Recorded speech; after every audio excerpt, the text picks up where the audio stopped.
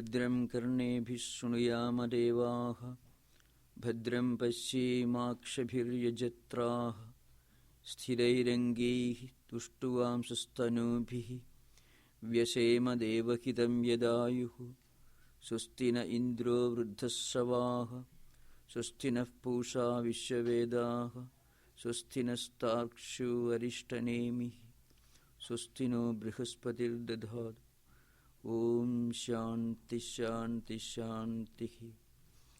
Let us hear only auspicious things with our ears and see only auspicious things with our eyes, and let all the organs and senses bring only auspicious things to our mind. Om peace, peace, peace.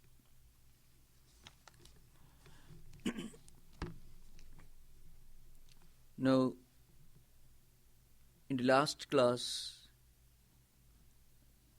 we were dealing with the 8th mantra of this Upanishad.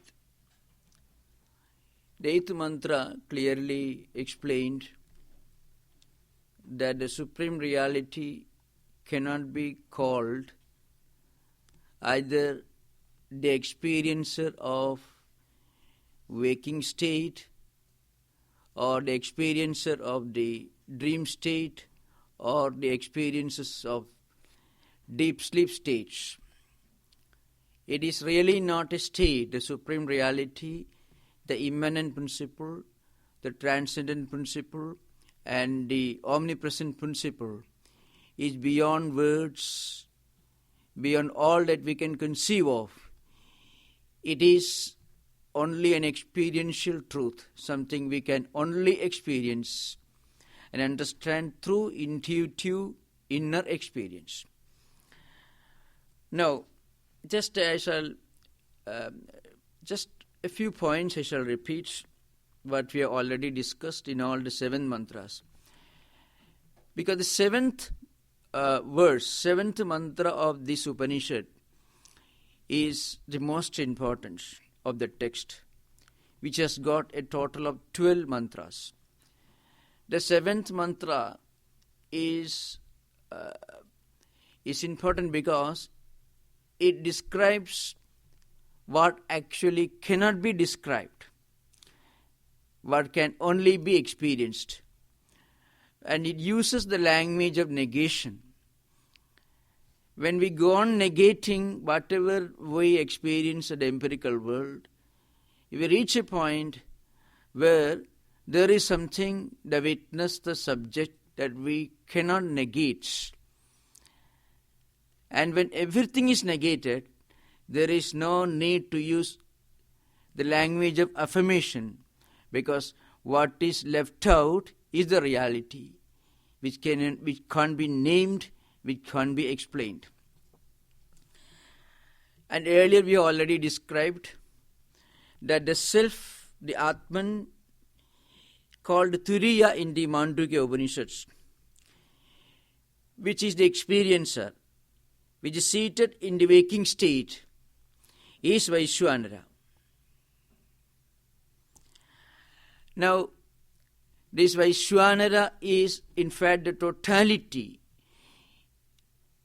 of gross bodies of creation. It is the totality of all our experiences at the gross level. In a way, it can be called the universal in form. And its individual dimension is Vishwa. So Vishwa is the individual experiencer in waking state. Vaishwanara is the totality of all that we experience in the waking state. And remember, in the waking state, all the experiences take place at the gross level, which means we can never experience anything in this gross state without mind and the senses of perception. And again, the self seated in dream as the experiencer is called in this Upanishad Taijasa. And in other words, we can say it is the totality of all subtle bodies because the experience takes place at a subtle level in dream. We already explained earlier. In waking state, experiences take place at the gross level, which means we see when mind and eyes come together. We hear when mind and ears come together. We come to know of an object by touching when the sense of touch and mind come together. In dream, all these experiences do take place, but everything is happening at a mental level. So it is called subtle. Wherever external senses of perception or senses of action are not involved, it is subtle. Whenever they are involved, it is gross. That is the important principle. Now, in waking state, as I said, the totality of all the experiences together is called Vaishwanara. We can say in Sanskrit language, Vaishwanara means the totality, something which leads everything at the gross level. Sometimes called Virat. Virat means totality. The empirical phenomena can be called Virat. The totality of empirical phenomena can be called Virat. In dream states, the experiencer is Taijasa, and the totality of all the experiences in dream is called Hiranyagarbha. It means a totality of all subtle experiences. And in deep sleep, the experiencer is called Prajna, and the totality of all experiences is called Ishvara. This is a very important point we have to remember. The word Ishvara in Mandukya tradition signifies something different from what we understand by the word. Ishvara means God, capital letter G, monotheistic God. That is Ishvara. Not gods, devatas, no. Small letter G, but capital letter G, God, Ishvara, means the supreme principle that we can think of in terms of name and form. In Mandukya tradition, Ishvara or God, capital letter G, the monotheistic God, is the totality of all our experiences in deep sleep. And there is a very important metaphysical reason for this. We know that in deep sleep, there is no misapprehension. There is only non-comprehension. We don't understand, we don't recognize anything in deep sleep. But in waking and dream states, there is not only non-comprehension, but there is also misapprehension. You not only do not see the rope, but you mistake it for the snake. This is happening in waking state. In dream, it is not happening. In dream, the same thing happens. In dream also, there is not only non-comprehension, but also there is misapprehension. Because whatever you experience in waking state, you can experience in dream state, because there is no distinction. Dream and waking are the same, except that dream experiences are taking place at the mental level, waking state experiences are taking place at the gross level, sensory level. That's the only difference. So there is absolutely no distinction with regard to what we see and experience in dream and waking state. But in deep sleep, there is only non-comprehension. There is no misapprehension. You don't see anything. You don't see the rope, so you don't see the snake also. Seeing the rope will solve the problem of seeing the snake. But you mistake the rope for the snake because you do not see the rope for the rope. So, the point to remember is, in deep sleep or sushupti, there is only non-comprehension, absolutely no awareness, complete lack or absence of awareness. Now, therefore, according to Mandukya methodology, deep sleep is the cause of both dream and waking state. Why? Because deep sleep is associated with complete absence of awareness. Now, complete absence of awareness or lack of awareness is the cause of non-comprehension. If you are aware that it is rope, you don't mistake it for the snake. If you realize that this is Brahman, then you don't look upon this world as something real. You don't look upon this world of name and form as something real. Another example, a goldsmith who understands that it's all gold may not perhaps see much difference between a necklace and a ring. Both are made of the gold because he sees only the gold. So those who realize that everything is Brahman, everything is Supreme Consciousness, won't see the world. And those who see the world won't see Brahman. Those who are wearing these golden ornaments and enjoying the shape and its form won't think of the fact that it is made of gold. All the time they are not aware of it. But a goldsmith will see only gold. But a common person who wears this will see only the ornament. So, and a person who is not spiritually enlightened may see this world and see that this is the only reality.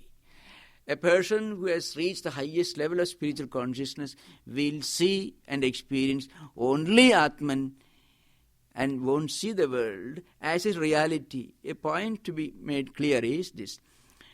Such an enlightened spiritual person may live in this world, work in this world, interact with other people, but he won't be affected by all the problems which are natural in the empirical world. That's the main difference. Because living in this world, he knows that world as world is not the eternal reality. Atman or Supreme Consciousness is the only eternal reality. Now, this background should be kept in mind before we go to the 8th mantra. We are going to deal with the 8th verse. That is what... Now, in 8th mantra, we are entering altogether a new phase in the evolution of Mandukya philosophy. So far, we were busy at the metaphysical level. From 8th mantra onwards, the Upanishad is addressing those who cannot quickly understand or comprehend the subtle metaphysical principles behind. From 8th mantra onwards, the Upanishad is dealing with the subject of meditation. In Sanskrit, it is called Pranavopasana, means a kind of spiritual practice based on meditation on the 3 syllables which constitute pranava. Pranava means Omkara, Om that we call. A, U, Ma. These are the 3 syllables which constitute Omkara or Pranava. In Sanskrit language it is called. A, U and Ma. In Sanskrit, A is also the first letter in Sanskrit alphabet. And Ma is the last of the consonant. It is the 25th consonant, beginning with Ka. That is according to grammatical rule, Kadayo Mavasana, means the consonants begin with Ka and ends with Ma. Total 25 consonants. So, A is the first one, Ma is the last one. And U comes in between.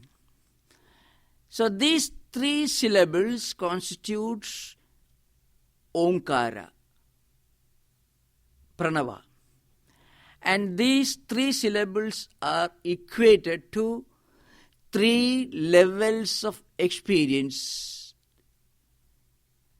as one meditates on pranava or onkara. Remember, the subject is pranavopasana, means the spiritual practice of meditation on the meaning, on the significance of Om. Om it's called. And each of these syllables, that is A, U and Ma, is equated to each of the 3 levels of experience: Jagrat, Swapna and Sushupti. And by this meditation, a spiritual seeker can reach a higher level of spiritual unfoldment. This meditative technique is meant for those who cannot fully understand, no beginner can fully understand, the significance of the great metaphysical spiritual truth expounded in the 7th mantra, Nanta Prakyam, Bahish Prakyam, etc. See, that is the last word in Vedantic philosophy and also Vedantic experience. Neti neti. You negate everything, ultimately you reach a point where you cannot negate the one who negates. So, the 8th mantra, the Upanishad starts explaining, it begins the description of a process of meditation. I shall explain this slowly, stage by stage. So, but there are a few points to be remembered, those who are not familiar with Sanskrit language. Om that you find here in the writings above, Om. Om actually consists of 3 syllables: A, U and Ma. And we already explained in the earlier mantra that Omkara or Om actually signifies the supreme truth, Turiya. How it is? Now, when you chant this Om, the Omkara, you reach a point where it gets dissolved in silence, where nothing is heard. If you chant it loudly in a sonorous voice, you find as you chant, it gets dissolved. It terminates in silence. The silence is devoid of any quarter. The silence cannot be signified by any syllable or any letter.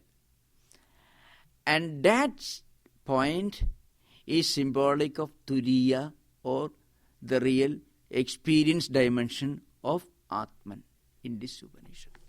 That is the idea behind. Another point to remember is, as all Upanishads, other Upanishads, Mandukya Upanishad also approaches the subject of Vedanta from 2 different angles. It is called Adhyaropa Apavada. You can find, if I explain, it becomes very simple. Now, if you tell somebody, well, this world is unreal, Atman or Supreme Consciousness is the only reality, even a philosophy student cannot understand even intellectually. But a spiritually enlightened person can quickly understand. So, any spiritual seeker who is a beginner would find it very difficult to understand the meaning of the statement, See in the Upanishad, Sarvam Khalu Idam Brahma. Everything is Brahman. Brahman is only reality. This world is Mithya, which means Mithya should be understood as something which is not eternal, means relative. It's difficult to understand. Now, the Upanishadic sages come down to our level, who cannot fully understand this high spiritual metaphysical truth. Then they try to explain the true nature of this world, which we mistakenly consider to be real. Now we think of this world, all the experiences that we can have in this world, and then ultimately the sages convince us that this world as world is not eternal. The world as world is not eternal. It means the world as something consisting of name and form, which is changing every minute, is really not eternal. This we understand. And then slowly the spiritual seeker at the next stage understands that this world as world is non-eternal, and along with that he or she also understands that behind and above this relative phenomena there is the absolute reality, Atman or Brahman. So you are not asked to believe in anything. You are not asked to take anything for granted. The Upanishad comes down to our level and tells us, well, you believe this world is real, all right, you look at this world. You think it is real, but then you analyze and then you understand the world as world certainly cannot be real. Now, if it is real, not real means it is only relative. The idea is it is not absolutely real. That's the point. That point should be always understood, because there is so much of misunderstanding about Advaita or Vedanta. Whenever we make this statement, simple statement you find in books, Brahman alone is real, this world is unreal. Now anybody who reads this, if he doesn't have a metaphysical background, will have a totally wrong notion about as to what it implies. What the Upanishad tells us is this: this world as we find, as consisting of name and form, which is changing every moment, is not real in the absolute sense. And when we say that it is not real in the absolute sense, it has got a great philosophical implication in Vedanta. Because in Vedantic tradition, as I have explained many times earlier, but should be repeated here in this particular context, it is very important to keep in mind some of the criteria for considering anything to be absolutely real in Vedantic tradition.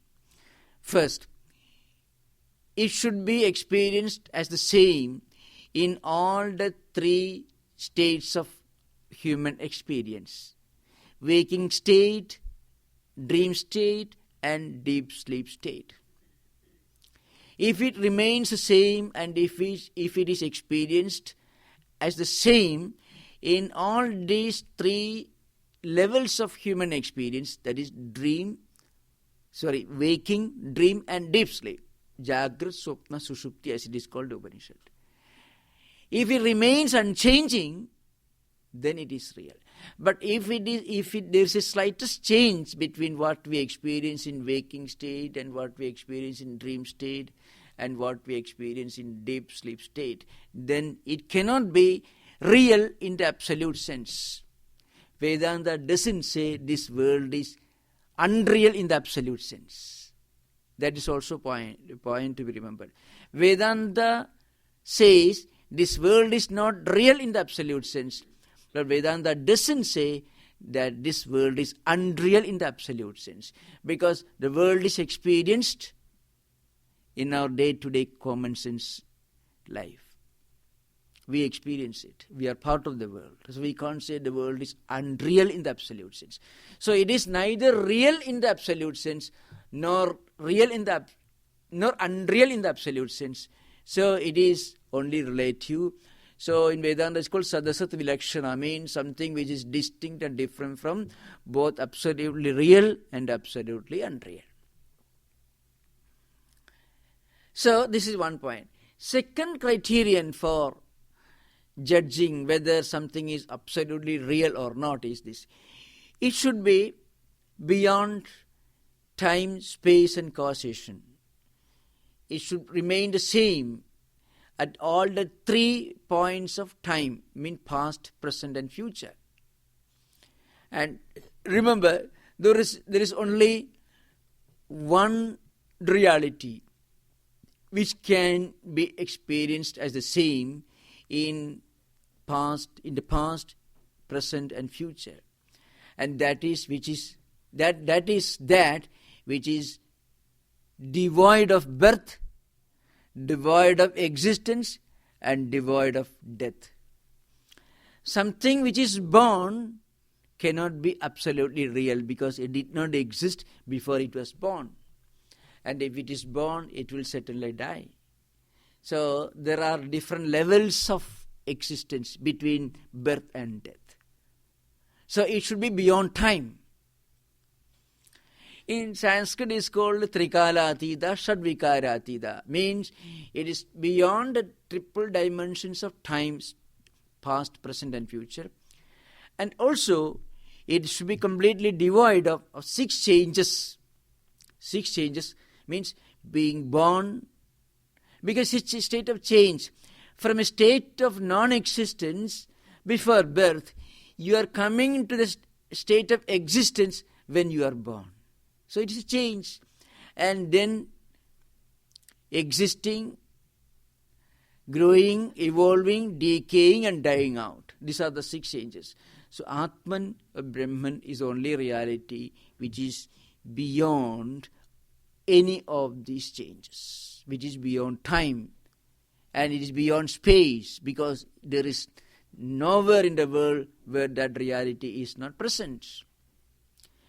And it is not caused by anything. This reality is not the effect of anything. It is not caused by, it doesn't have a cause. This reality cannot even be called a cause, because if you use the word cause, it always implies the possibility of an effect. So Brahman or Atman cannot be called either the cause or effect. But then one can say, it is a final cause. Final cause can be used, but with a rider, with a condition, it doesn't have an effect. So it is the final cause without the possibility of an effect. It is the supreme reality. These are the criteria by which we judge whether something is absolutely real or not. There is nothing that you can think of other than Brahman which is absolutely real in this context. Now, this is the later experience. So once you are convinced of the transitoriness of empirical experiences, empirical phenomena, then you think about what exactly is the trans-empirical, the nominal, the transcendental reality. Then you go on negating all these empirical phenomena. See, Nanta Prakyam, Bahish Prakyam, Ubhayada Prakyam, etc. In the 7th mantra you find. This Atman, this supreme reality, is not the experiencer of the dream state or waking state or deep sleep state, etc. And then it is the only reality which can be known only through the medium of experience. This is the point to be kept in mind. Now we'll come to 8th mantra. Of course, just before that, you can, those of you who have got the book, the last word of 7th mantra should be explained a little. Sa Atma Sa Vijñeyaha. You find one mantra in the 7th mantra, the last word that needs an explanation. The last part of the 7th mantra.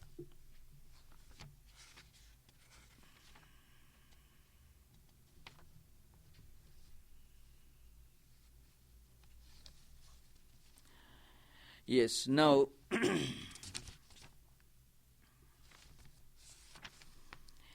one point to be remembered is this. It is something Sa Atma, this Atma, and this Atma Savijñeha. This Atma is to be known. This word should be understood. The Upanishad uses a term which itself later would declare to be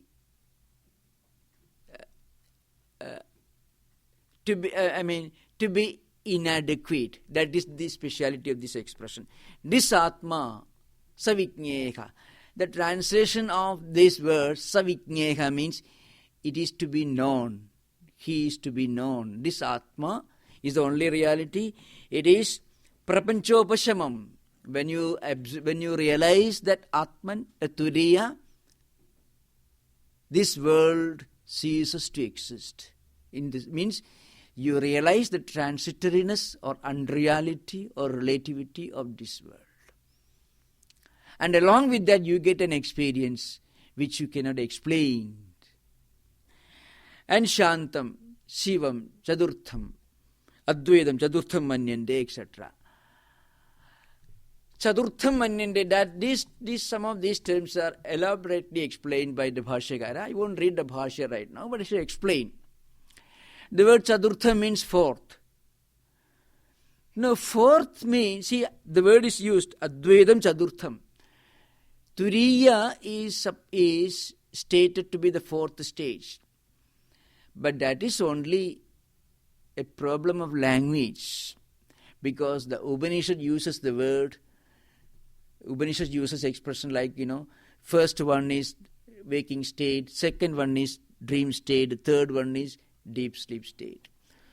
Now, and when all these terminate and culminate, when they cease to exist, the Upanishad has to use the word.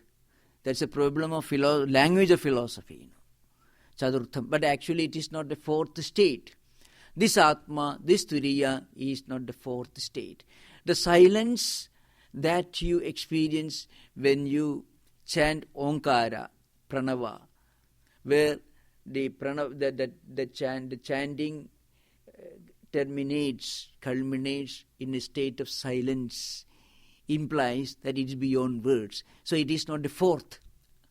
A, U, Ma, these are the three syllables which constitute Onkara. This is Om this year.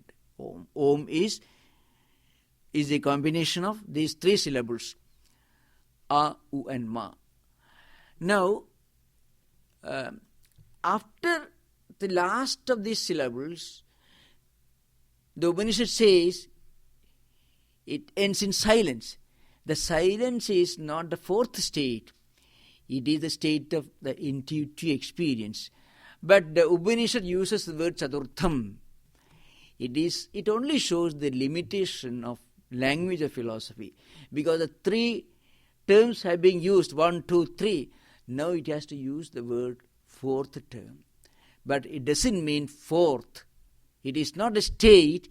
It is a level of experience. It is not a fourth state. These points are made clear in Shankaracharya's commentary. But when we read simple English translations without the commentary, perhaps there is always a possibility of confusion.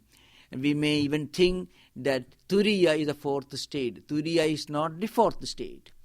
Turiya is the state which goes beyond, which transcends all the other empirical experiences of waking state, dream state, and deep sleep state.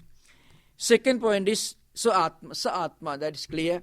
Savijñeha, that mantra, the translation is, it should be known, it has to be known, etc. Is this Atman, is this Turiya something to be known? No. It is something to be experienced. But then the Upanishad has to use some terms, it has to use certain vocabulary. Therefore, the Upanishad says, Savijñeka. So, Bhashyakara will explain, it should not be misunderstood that this Atman is something that anyone can know intellectually, the way you can know the earlier states, the dream state or deep sleep state, etc. It goes beyond both.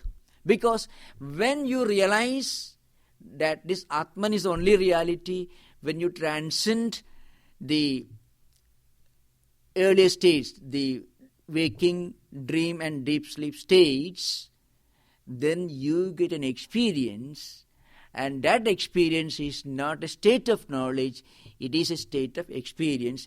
It cannot be objectified. It doesn't become the object of the process of knowing. It is not something which can become known. It is not object of knowledge. So, Bhashyakara, the commentator, will tell you there is a problem, because when you reach that experience, the teacher,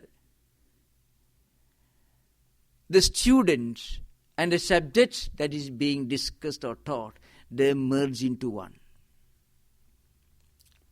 When we reach that level of experience, then we go even beyond Upanishads.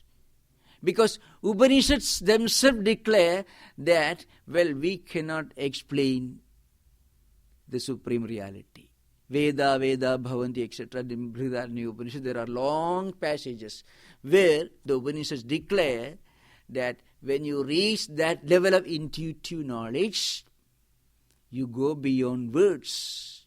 You go beyond Upanishads. So all these Upanishads, all these discussions are only meant for removing the wrong notion that we have got. The right notion nobody can create. So in the commentaries, the great commentator Shankaracharya uses again and again, he uses the analogy of the rope and snake. We have to use it again and again. This is the easiest. Sometimes great thinkers say the old rope never breaks and the old snake never dies. Because this analogy has been used from 2nd century onwards by Buddhist thinkers, Vijnanavadins, Shunyavadins, Nagarjuna. They all use the same analogy. It is continuing, for the last several centuries it is being used.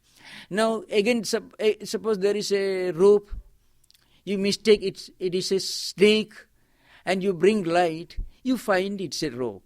Now the fact that it is the rope and not the snake, this knowledge is not the result of your bringing light. Even if you don't bring light, even if that room remains dim lit, not properly lit, still the rope will be rope. The light only serves one purpose. It removes the darkness, which was the obstacle, which stood in your way of realizing the fact that it is rope. So the fact that it is rope is not the result of bringing light. The light only served one purpose. It removed darkness. And then what the object was, it's self-effulgent. It will declare itself that I am rope. You don't require the help of light. So light serves only one purpose, it removes darkness. Similarly, all discussions, all Upanishads, Shastram it is called. Shishyaha, Shastram, Shasta in the language of the karika. Gaudapada use in one commentary on Gaudapada Karika, Bhashyakara makes this point clear. Shasta means teacher, Shishya means student, Shastram means the subject that is being discussed.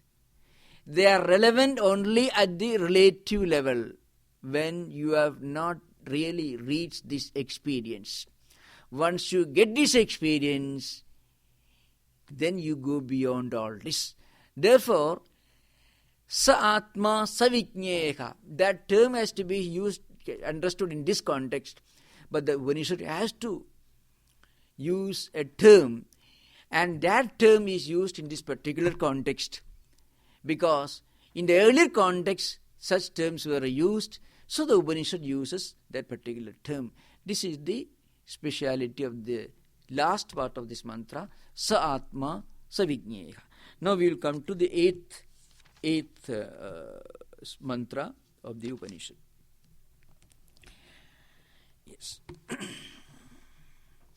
The mantra is this: Soyam atma adhyaksharam onkaraha adhimatram pada matraha matrascha padaha akara ukaro makara iti. I shall just split the word and for those students, those who are interested. Saha ayam, this atma.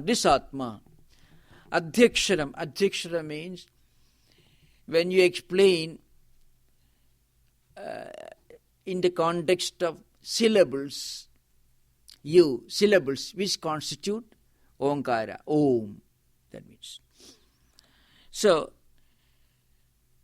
when you look at this Atma from the standpoint of the syllables or letters, well, we can say it is Onkara.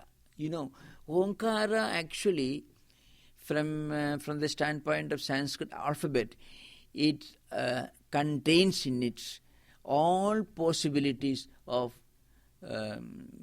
Sanskrit language. Because the word, this vowel sound a in Sanskrit, the first one, it is so universal. You can never utter anything in Sanskrit language without some connection with a. So it is all pervading. And again, this syllable is uttered in Sanskrit language with when your mouth is completely open. It's a purely open vowel, it's called. So when your mouth is completely open, you can utter the syllable a. Ma is used when your mouth is completely shut, and u when it is partly open and partly shut. So, in fact, all possible phonemes or syllables or sound systems, the entire speech system is contained in these three syllables. And entire creation, all the world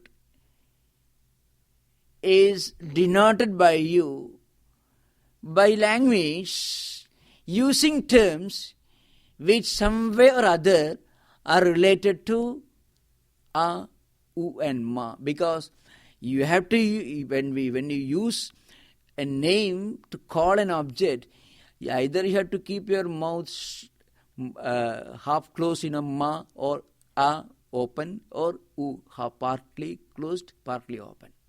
There is no other way of, within this range you have to use. And entire empirical world is nothing but a counterpart of all the words that you can think of, or you can speak, or you can utter. See, we can never think of an object without a corresponding name attached to it.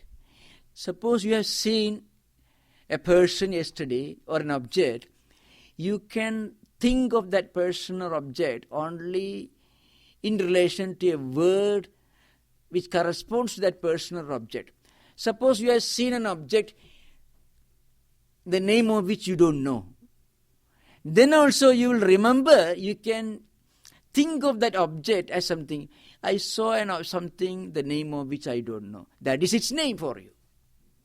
So you can never actually mentally conceive of or imagine anything in this world without a corresponding phonetic counterparts, linguistic counterparts. As I said, even if you see an object or a person whose name you do not know, still when you recall, that person exists in your mind as somebody, a stranger, whose name I don't forget, I don't remember, or I do not know. That is that name you attach to that person. A stranger or somebody whose name I don't know. So these words signify the person or the object which you have seen, whom you have seen. What does it mean? Om, in a way, it signifies, it denotes all that you can think of, that you can conceive of in the empirical world. And these three syllables, A, U and Ma, according to Upanishad, A is related to waking state experience. U is related to dream state experience. Ma is related to deep sleep experience. No one can have any experience other than any of these three. In fact, these three experiences constitute the totality of all possible experience. The totality of human experience is contained in these three states. That means dream state, waking state, and deep sleep state. So on the one hand, you have Om. The Om stands for the totality of human experience spread over waking, dream, and deep sleep states. So they constitute the phenomenal world, the empirical world.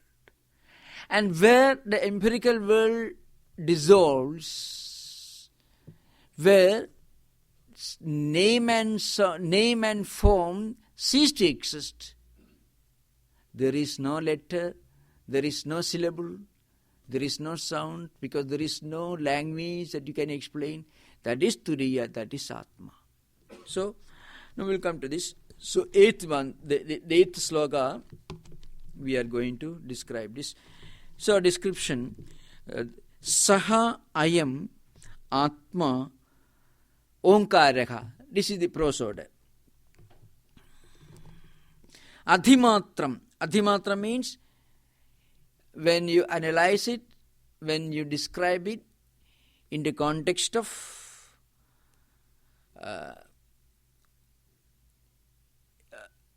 in the context of units. Padaha. Pada means quarters. Matraha. Akaraha means A. Ukaraha, the word is U. And Makaraha, this syllable Ma. Matraha. So, A, U and Ma, these are the matras. And there are also the quarters. Quarters means waking state, dream state, deep sleep state. Of course, those who are not following the Upanishad mantra, you can just keep this in mind. Omkara on the one hand, the three states of human experience on the other hand, on the other line. Om consists of three syllables, A, U and Ma. And our human experiences consist of three levels.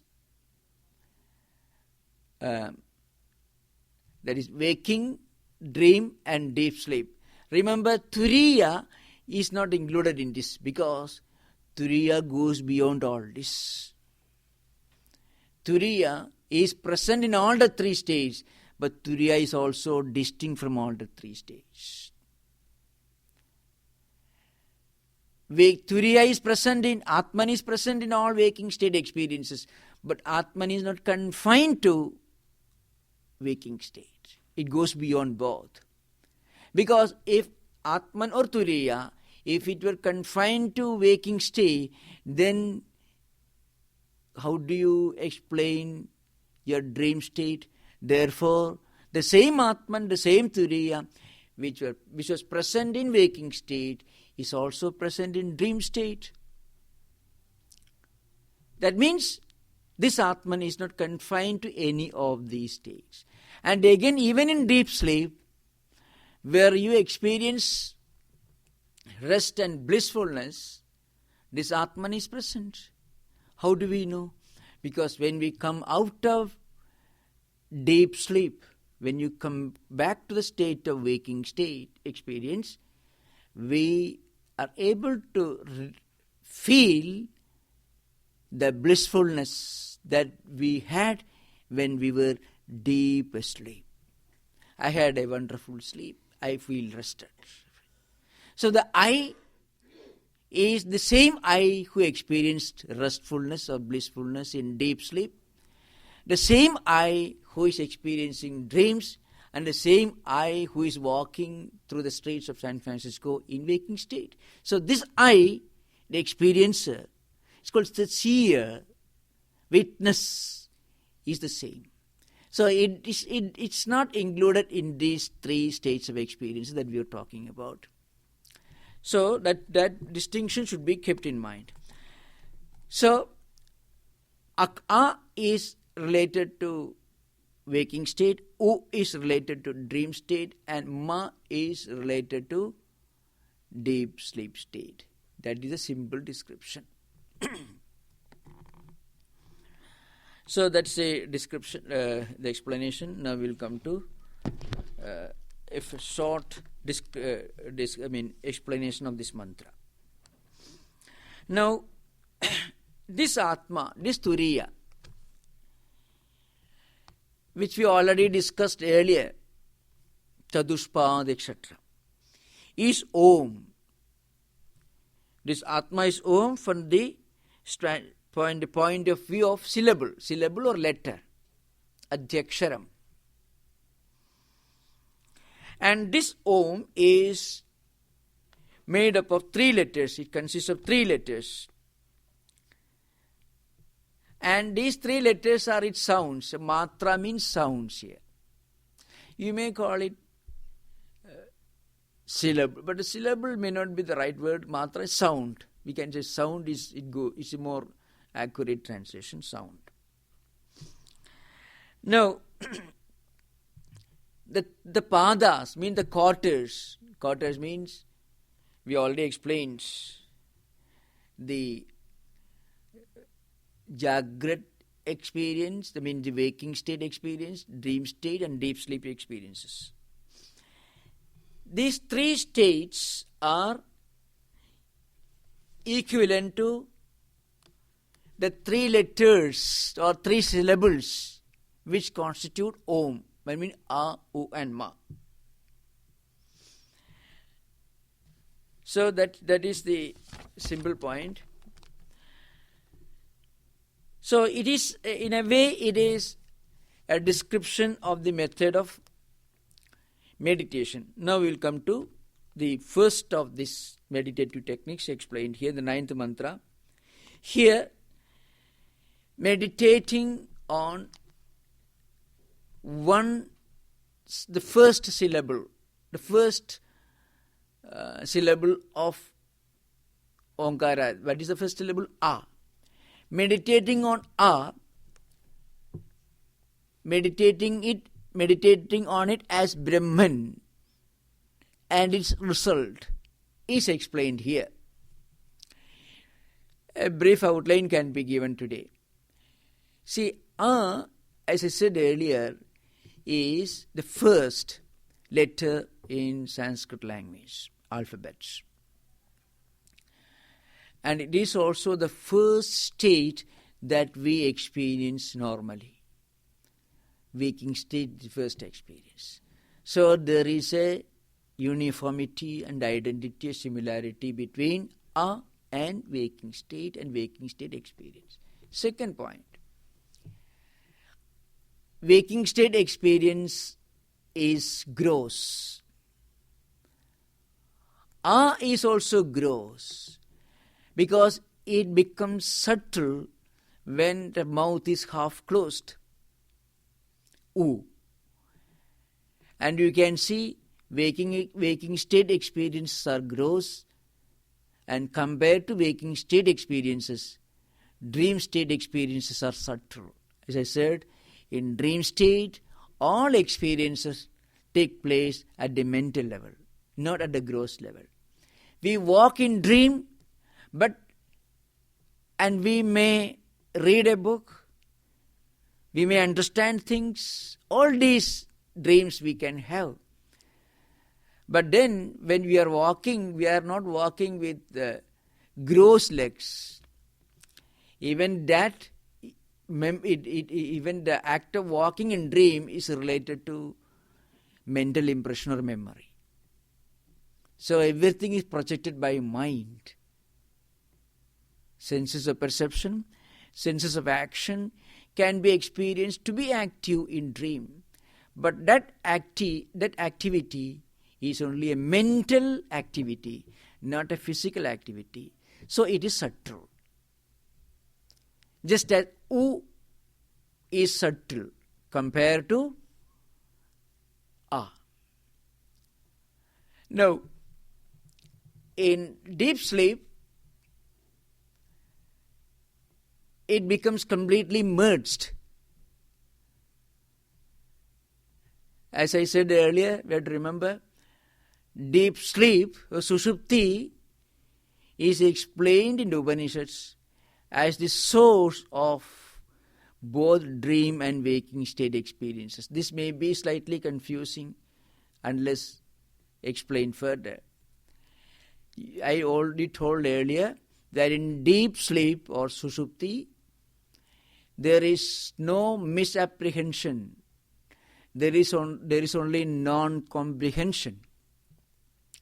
In waking state and dream state, there is not only non-comprehension, but non-comprehension causes misapprehension. And what is the cause of misapprehension? Misapprehension is caused by non-comprehension. You mistake a rope for a snake because you are not able to recognize it is a rope. So the misunderstanding is always the result of absence of proper understanding. Non-recognition is the cause of false cognition.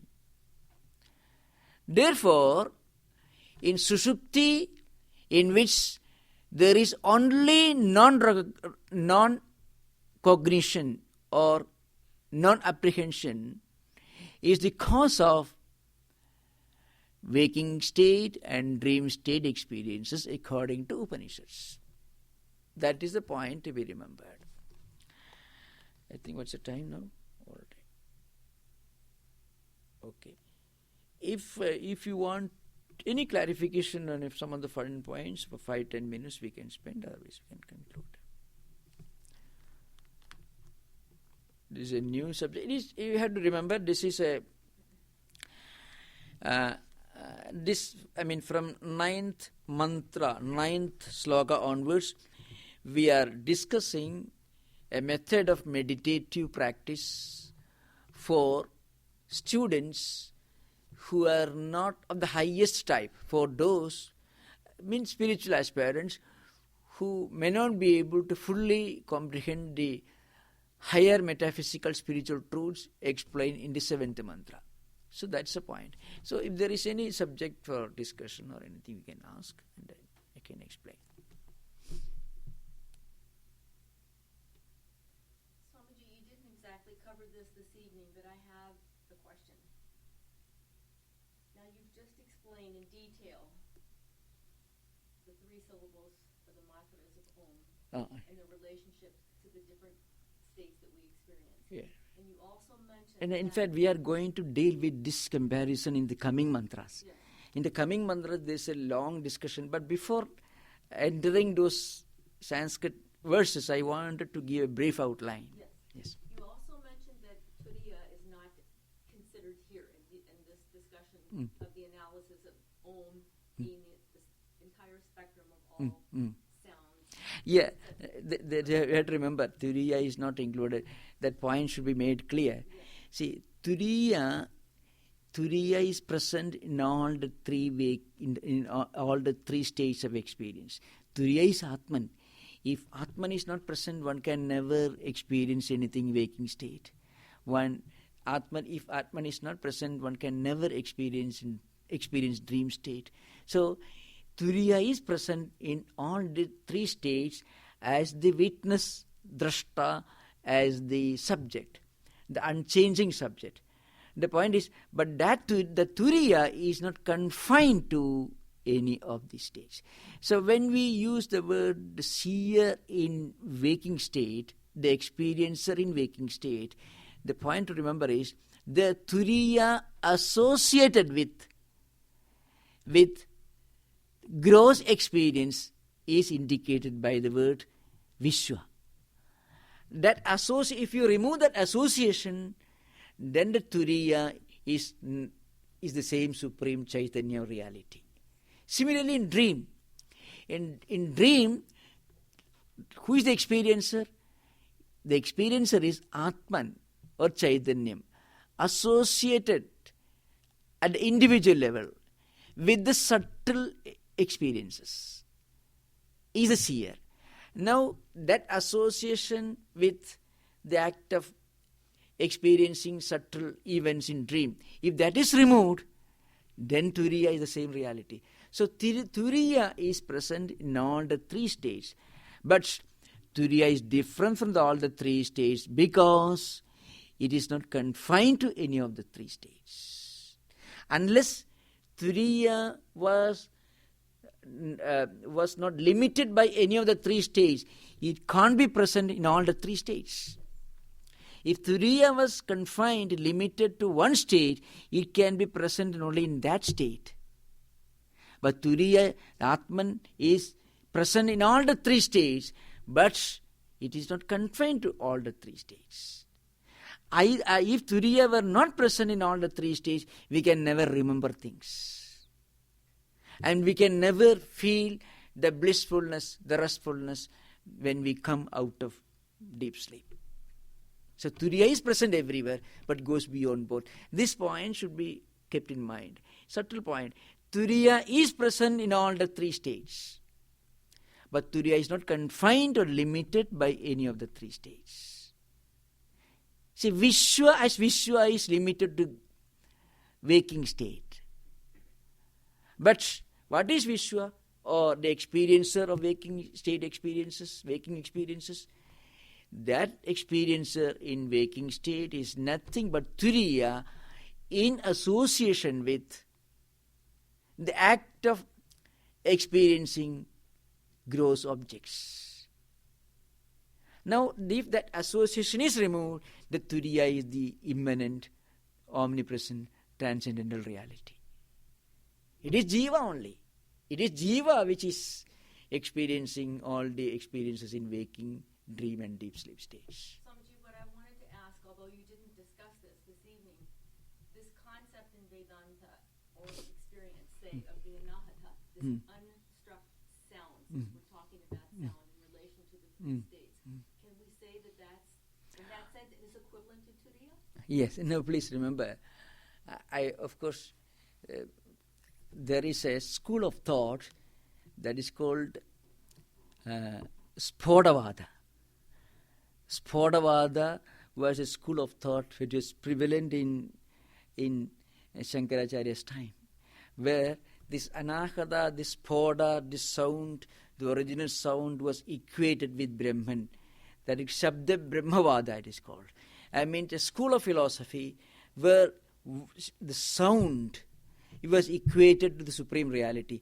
But Shankaracharya, Advaitins, Vedantis demolished this system of philosophy. It is not accepted in traditional Vedanta.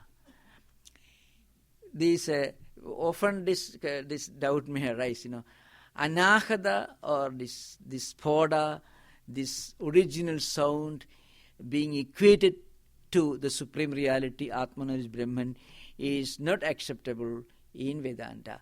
It was refuted by Shankaracharya in Brahmasutra Bhashya and even elsewhere also. In Mandukya is pure Vedanta, Advaita. It doesn't admit of anything. I'm approaching this text from that standpoint, remember. This is a point to be remembered. This school of philosophy is called Spodavada. Or you can remember also Shabda Brahmavada, which is more accurate because they equated Shabda means sound to Brahman. It is not accepted by Vedantins, Advaitins. Here, the Turiya is not a sound. Turiya is the origin from where all sound comes. And it is also the point where all sound cease to exist, where sounds cannot express the reality. That's the idea behind. Any other? There's another Brahman also similarly. Another, all these are related to this. Yes, Spodavada, Shabda Brahmavada. These are not. They are not actually based on the Upanishads.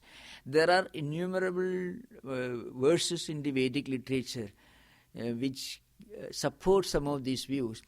The mainstream Advaitins do not accept this Spodavada. It is no more found. I think. So in the next classes we will discuss these three levels of spiritual evolution and the corresponding methods of meditation and the results and all that is mentioned here. Om Shanti Shanti Shanti Hari Om Tat Sat Sri Ramakrishna Order.